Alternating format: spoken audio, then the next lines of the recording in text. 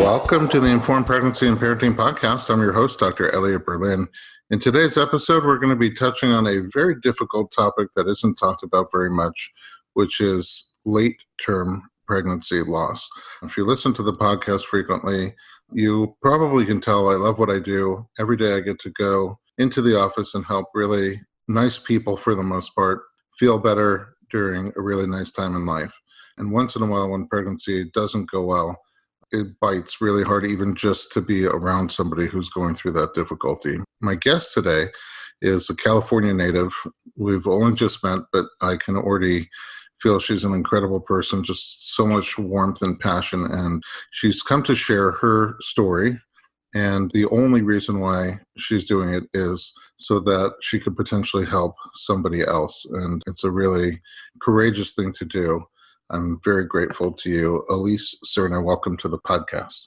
Hi, it's so good to be here. I feel so lucky to be able to share my story with you, and you've helped so many people, and I'm just so grateful to be able to be here with you and hopefully help support some more. Yeah, hashtag mutual. The feelings are very mutual. So you're from California originally. Yes, I'm from a very small town outside of San Diego, the Imperial Valley, and I went to undergraduate school at UC Santa Barbara, where I met my husband and lived there for a while, and then I lived in Texas, and I came back. Yeah, I know. I call it like I was studying abroad, but no, I lived in Texas for a year. I did some post-bachelor work there to get me to my master's, and I'm a speech therapist by trade. So I worked in LA, and that's where I was a speech therapist, and I worked in the school setting with little kiddos, and now we're in San Diego to be closer to family and to be, away from the hustle and bustle of LA. Yeah, it sounds really nice, actually. So when did you kind of go down the path of having kids? If you ask me, too late in life. No, I've always wanted to be a mom. I always wanted to have children of my own. When I met my husband, I was like, oh, yes, I want to have your babies. And it was just it was meant to be. But I remember distinctly talking to my mom when I was little. I carried my baby dolls everywhere. They were my first children. I fed them, I clothed them. They went everywhere with me. And I knew I wanted to be a mom when I met my husband, and we waited, we tried to do the right thing of finishing our degrees, getting married, finding a very responsible place, or what we thought was a responsible place in LA to live, to have a baby. And so we just kind of started there, going along that path. Do you work with kids? I did. So now I am a stay-at-home mom. I am able to stay home with my daughter. So you still work. Love it. You do work. So how long was it from the time that you thought, I want to have your babies, until you actually set out to have babies? Almost 10 years. Oh, wow. You waited for the elusive perfect moment. Right? Yeah, exactly. I mean, I think now there is never a good time.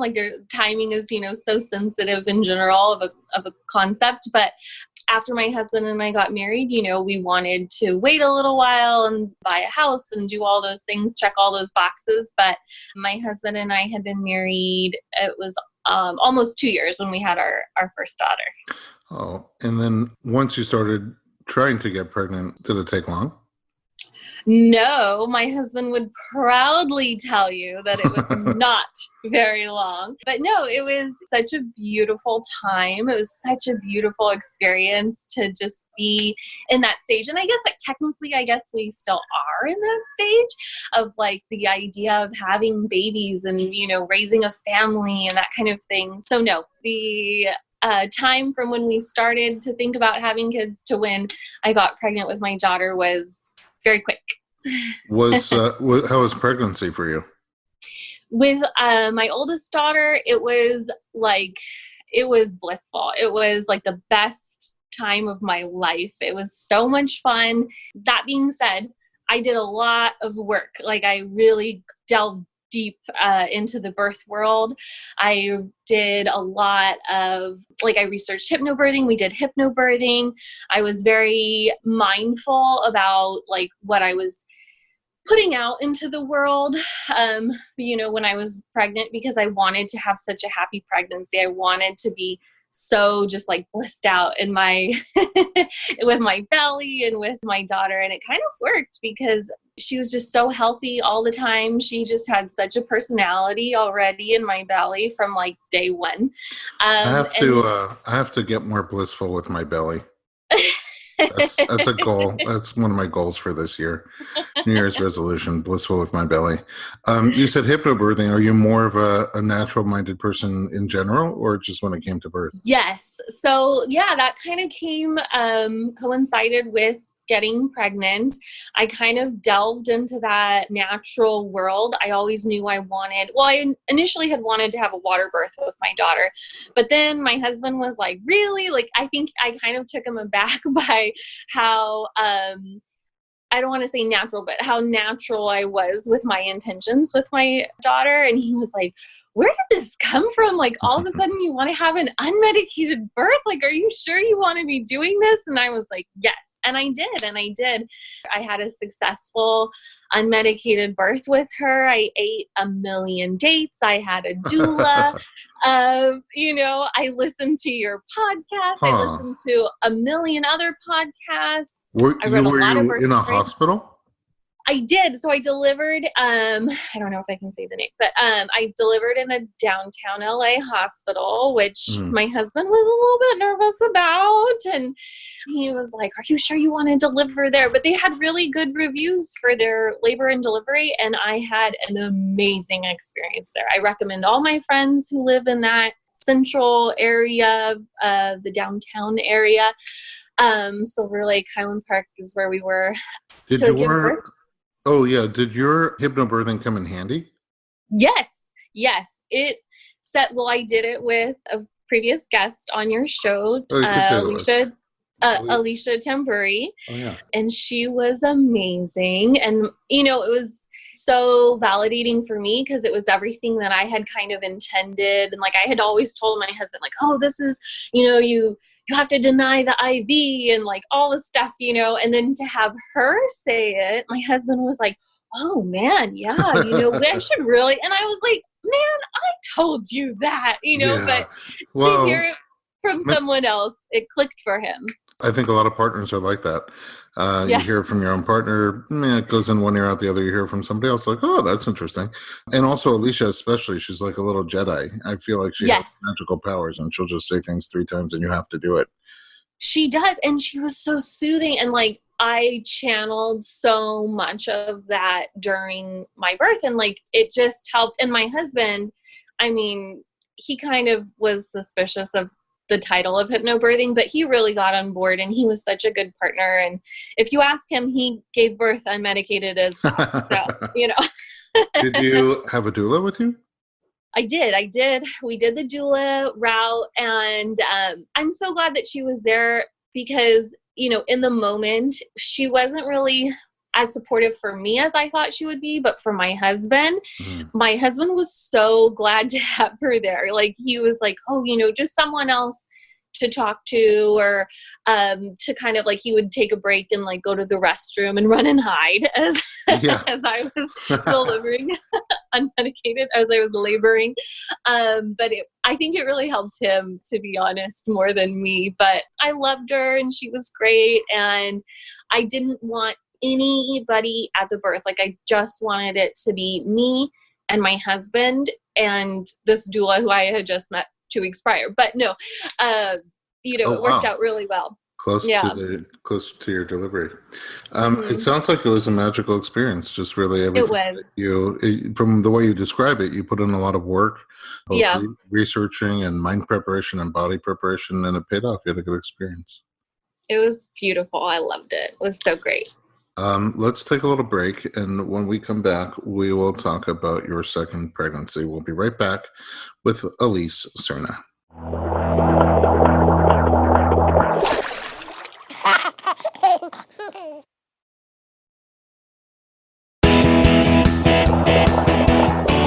Welcome back to the Informed Pregnancy Podcast. We are talking to Elise Cerna. After your beautiful first birth story, how was your transition to motherhood? It was good. It wasn't as beautiful and blissful. I mean, A little bit of a bumpy ride, I would say. yeah, I think nothing can prepare you for the sleep loss, like the sleep deprivation, those first 4 weeks. Like everybody says oh, get your sleep now. But there's no way to prepare for that, it's crazy. We were so tired. And my husband was such a good help too. It wasn't like I was by myself or anything. Like he was such a good helper, but we were tired, and it was, breastfeeding was a whole ball game of, learning curve. So it was tough. I mean, I think that, what do they call it? The fourth trimester. Yeah. Was definitely a learning experience. But then I feel like once she started sleeping through the night, then it got easier, and then it became pretty blissful, and then it was all good. Yeah. How soon after you had her did you feel ready to do it all over again? About 6 months. So when I was when she was quick. 6 months, yeah. And I think, just from my own thoughts, I was maybe I was so ready again because I had such a beautiful pregnancy with her, and I had such a beautiful delivery, and it was pretty much everything that I wanted. So when she was 6 months old, I was like, ooh, okay, let's start thinking about it again. But I knew that would be pretty crazy. So I, for my own self, I thought, oh, maybe that's a little too much. So we waited. We, meaning I told my husband, let's wait a little bit longer. But yeah, it was fairly short timing. I really wanted my children to be close in age. I thought that I could plan it, and, I was blissfully ignorant, I guess. Mm-hmm. But, did you have your cycle back even? Yes. Yeah. So at 6 months, exactly, I think it was. I was trying to remember the other day, but I think it was, it was 6 months exactly. I was breastfeeding. I breastfed my daughter for a year. And so, I don't know, it was my body. It was just a click, a little switch. Oh, yeah. Everyone gets it back at a different time. I wonder if you willed it back because you were ready for another one. Ooh, that's an interesting. Yeah. I know, maybe. Oh, Elise, I like that. You're gonna have to tune into this podcast. That was a little. You're gonna like that. So, from the time you decided, let's get pregnant again, would your husband very proudly say it happened quickly again? Yes. Yeah, Dad. Oh. He was like, "Don't worry about it," and I was like, "Okay, maybe I should eat, do a diet to encourage one gender or the other, or, get my body ready, all those things that I was totally ready to dive, into head first in terms of researching and planning." And he was like, "Babe, don't worry about it. We're going to be fine. It's going to be great." And it was. And you got pregnant quickly. Yes. We're lucky. Yeah. So did that pregnancy, a lot of people say the second pregnancy is more difficult. I would imagine you're always older, so that plays a role. You've been pregnant or taking care of a little tiny human for a while, less time for self-care sometimes when you already have a toddler. How was the second pregnancy for you? It was actually better. Okay, once in a blue moon, somebody says that. I know, right? I know. I'm just such an anomaly. No, it was actually better because I was less tired. With my daughter, I could fall asleep. It was actually very funny because some people early on in my pregnancy found out I was pregnant because they came to the house at 4 p.m. or 5 p.m. and I was dead asleep. I could sleep with my daughter. I remember one time I was driving home and I realized, I was like, oh my gosh, I'm so tired. This is probably unsafe right now. And I had to just drive straight home because I was so tired. And I could just sleep forever. And with my second pregnancy, with my second daughter, I had a lot more energy, which was nice. But, I just was so excited. Maybe that was what was, really propelling me forward. But I was so excited. And so. Were you still living in Los Angeles? No, we moved out of LA when my daughter was about 7 months old, and we moved into a bigger house here in San Diego. And so maybe that was it too. Like the move, like I felt like we can spread out now. Like maybe I have, some more room to grow. But no, and that was like another learning curve too, of finding another doctor who would support me. And I was so bummed that I was going to have to find another doctor in another place to give birth. And it ended up being okay. Yeah, what did you settle on? So I really wanted a home birth initially, but I was not quite in the mental space for that quite yet. So I settled on UCSD here, University of California in San Diego, has a whole wing, a whole midwife department, similar to UCLA, but I think it's a little bit bigger in comparative size. And they have a whole wing at the hospital, and they're really, really supportive of unmedicated births. They have a lot of doulas on call. And so that's ultimately where I chose to live out my second unmedicated birth. How did things go as you got closer? Well, there were just like little things that right away from my first appointment, they found something in my blood called an antibody that is very, very rare. So my blood built up kind of a resistance to my husband's blood. And so I developed, it's under the umbrella of the RH factor. And so they were monitoring that. There's no cure. So they were just monitoring me to make sure that my blood was not fighting with the baby's blood, to put it very, very, very basically. So right away they found that. And then at 14 weeks, they found that she had a filamentous cord insertion. And that's just a difference in the placenta that they kind of assured me was not anything that I needed to be concerned about, but it was something that they would have to monitor throughout the labor. So it was just kind of one thing after another that I felt like, oh, this is very different than my first pregnancy. This is a very different case in terms of, my oldest daughter was so just, everything was picture perfect, textbook perfect. And then this pregnancy, my second pregnancy, it was just a little bit different. Every appointment, it was just different. And then as you got closer to the end, were there other things, or was it those two things that they were still monitoring? Would your body's blood attack the baby's blood, essentially? And would that cord, which is not inserted in the typical way, would it stay attached to the placenta and keep feeding the baby? Those were the two main things. And I was having monthly blood draws, and I was still under the umbrella of the midwives, but I was seeing a perinatalogist, and everything from their aspect was going well. They all just thought that I was still on track. She was growing. She was moving around. I started feeling her kicking pretty early. One of the midwives was like, I think that you actually, she was like, kind of looking at me skeptically when I said that I had started feeling her kicking at 15 weeks. But I knew what it felt like because of my older daughter. And I knew. So, yeah. Okay. When did things change? When all of a sudden they not go as well? Well, at about 26 weeks, I just started to feel different. And I've asked myself so many times, like, what was it? And I couldn't even put it into words. And I remember telling my husband, like, I just feel not good. I'm feeling her kicking less, and I would feel her kicking less. And I was not feeling well myself, but it wasn't like something that I could put my finger on. I was more tired. I was just kind of like in a funk. And my husband was saying, well, call your doctor, call and see what's going on.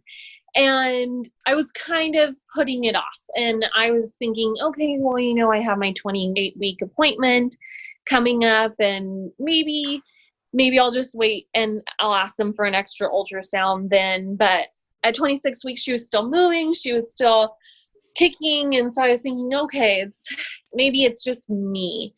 And then at, like 26 weeks and I think it was like 5 days, I started really noticing that she was moving less, and it was right around Thanksgiving. And so I was thinking, Thanksgiving was on Thursday.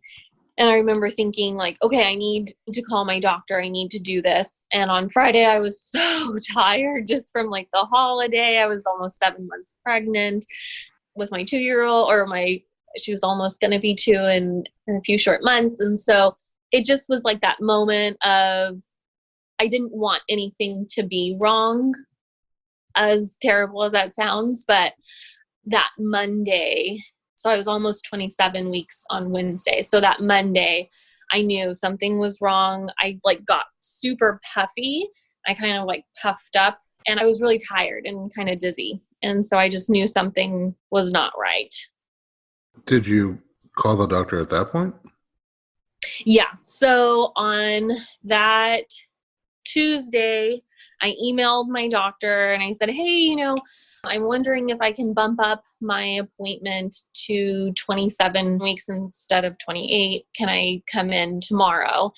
And the way that the email service works, no one got back to me, and I was not sure how to move forward. I wasn't sure if I should call the midwife or if I should call the perinatologist. And so on Wednesday morning, I just woke up and I called the hotline. There's like a hotline, and I said, I don't know who I should talk to, but I really need an ultrasound, and I'm just really worried. My baby's not moving. And at that point, she had really not been moving. And they said, okay, well, you're very advanced. You're almost 28 weeks, and you need to come just straight to the hospital to do a non-stress test. Right. And so that's what I did. So I took my daughter to my next door neighbor, and I drove to the hospital. Oh yeah, you were by yourself?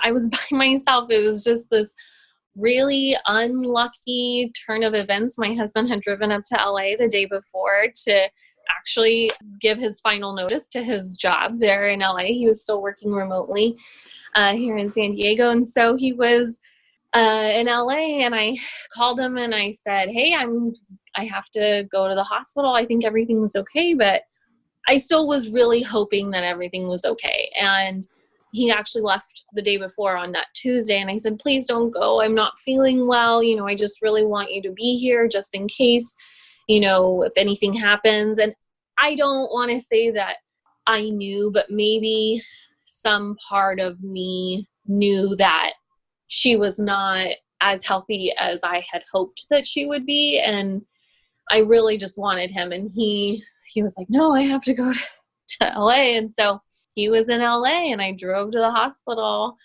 Well, Elise, if you don't mind, I would just take our final break. Oh, yeah. Come back and hear the rest of your story, okay? Yeah. All right, we'll be right back.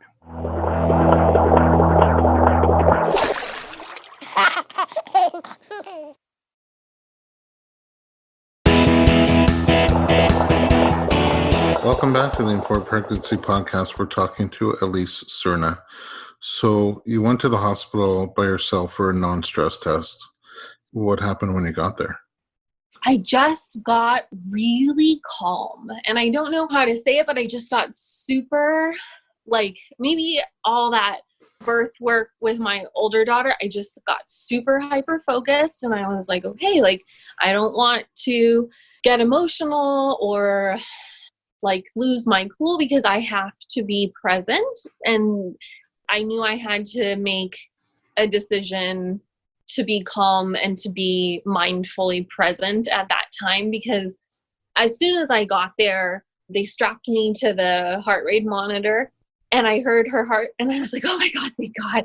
And I just immediately got a wave of relief came over me. And I was so happy that I went, and I called my husband and I said, don't worry, I'm hearing her heartbeat. And, don't worry, you don't have to come home from LA. And as soon as I hung up, it was strategic timing. The nurse came in and she was like, okay, the baby's not moving and we're going to give you some juice. And then I drank a juice, and then 2 seconds later was when it just all went dramatically downhill. And 12 people came into this little tiny room of the stress test, and they started hooking me up and doing a big ultrasound. And right away I knew, just because I could see the ultrasound, and there were like, I think it was like 2 perinatologists, and they just were not very reassuring looking. And they said that she wasn't moving, and that even though her heart was beating pretty solidly, that she was really struggling, and she had developed hydrops. And hydrops is a form of anemia, or it is, they believed that the hydrops that she had was based from previous anemia. So it was tough. What were they recommending that you do? Well, right then, I mean, they did the stress test, and there was not good scores. And like right away, they were like, okay, let's deliver this baby. Let's have a C-section. And for like those 5 minutes that were following, I was just like, oh no, like I've done hypnobirthing. Oh no, are there any other options? Can we wait for my husband? One of them. But are there any other alternatives? And it was very clear right away. There was no alternative. And I checked in the hospital at 9, and she was born at 11. Oh, 2 hours later. Yeah. So it was very fast moving. By C-section. Mm-hmm. It was, all that prepping, and, time in a hospital goes so slowly. And I think that turnaround really indicated that it was supposed to happen quickly for them. And it was a cesarean birth. Yeah. I mean, just mechanically, how was that for you? It was awful. It was, I just, like, once again, I was just trying to stay calm, and I was trying to, be so present and thinking, okay, like, this is what's happening. This is what's happening. And every alarm bell was going off, like, no, I don't want to have a C-section. I give birth. And I remember like almost telling the doctor, like, I give birth really well. I did it. I'm medicated, please. Like, and I just realized, as I was being wheeled into the OR, like, oh my gosh, I'm living my worst possible nightmare. Not just like my own birth nightmare, but like my own, just being alone, being in an OR. Like, it's all very, there's no empowerment with a C-section. It's a different scenario than what I had before. Yeah. And also just being so premature, and yes, and knowing that something was not right with the baby. Right. And yeah, and that was, knowing because of the hydrops, the staff was amazing, and they were so, so great. And I think I was still very much in shock, even like as they were like putting me on the table. I was in such shock. And I remember like leaning down for my spinal block, because they did a spinal block, and I remember thinking like, oh my God, this is what it's happening. And I just couldn't believe that was like the outcome. That, just, a week prior, I felt like she was fine, she was happy, she was healthy. I was going down this road of like another unmedicated birth, and then boom, like, in a matter of days, everything changed. In a matter of hours, everything changed. Right after her birth, what happened next? Were they able to put her on you, or did they have to take her away for? No, the whole team worked really, to be honest, I've even not sure who was even there. I know it was a whole NICU team was there. I mean, there were 20 people in the room, and it was really, really quiet, and it was really, really intense. And I was just by myself. I was wondering what was happening.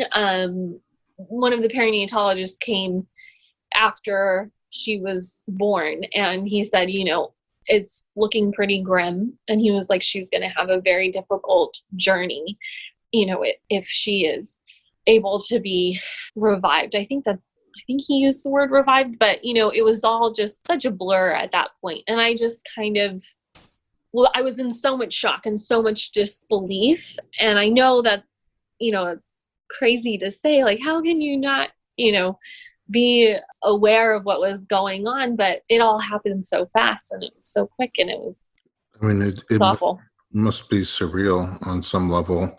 Very much. I think just the human mind alone just kind of mutes things to protect you a little bit from how strong the feelings would be otherwise in the moment. Yeah. And I didn't want to get hysterical. Like, I was already so scared of having a spinal block. And I was like, oh my gosh, if I start crying, then maybe I wouldn't be able to breathe. And one of the anesthesiologists actually was so nice. And he said, do you want to listen to some music? And at that time, Kanye's album had just come out. And I was like, just play Kanye, just do something, you know? And it was just a really big moment of relief that it was like it was very comforting. And so, yeah, so I was like listening to Kanye and trying to like hear what the doctors were saying. And I mean, I laughed right now, but it was awful. And I just wanted my husband to be there. But then I was also grateful that he wasn't, because I don't know if I could have remained so strong and have him next to me. Were they able to revive her? No. No. And I think I forgot who she was, but she was with the NICU team, and she said, well, we did, you know, I think she said it was like 50 reps, or no, she said normally we do 50 reps, but we gave her 70. And she was sweating. Like, I could tell she, at one moment in the OR, just everyone was crying. And it was really hard. And I looked around and I was like, oh my gosh, you know, everybody was crying for me and my baby. And to see that level of emotion and to see her dedication. And when she told me, you know, we regularly do 50, but we tried so hard. We did 70. I think she was talking about reps on the paddle. I don't know what, to be honest. I don't know what it was, but everybody tried very, very, very hard. I'm so sorry, Elise. You know, it was tough. It was tough because that's not the outcome that anybody envisions, but it's definitely was the furthest from my mind that it could ever be a possibility for me, for my baby, for my family, for my daughter, for my older daughter, you know. I mean, I have so many questions. One is, do they know what ultimately happened, if it was one of those two things that you mentioned earlier? So apparently, no. Apparently it was nothing that they were monitoring. A very long story short, because of the high drops, it's a very, very, very rare condition that's, like I said, it's sometimes caused by anemia, it's sometimes caused by an infection. They wanted to determine the cause of that. And so by virtue of delivering at UCSD, I participated in a research study, and they looked at a lot of different things, and ultimately it came down to genetics, I guess. And so that, I think that's where we are in this journey of determining what the cause was. And we did some genetic counseling, and that's what they kind of decided was the cause. How long ago was this? It was about 8 months ago. How has your recovery been since then? That's the part of the story that I really want to share, and what I want people who might be going through a loss to know is that while it has gotten easier overall, it's just gotten easier to live with. And grief is such a roller coaster. And the grief is something that I was unprepared for.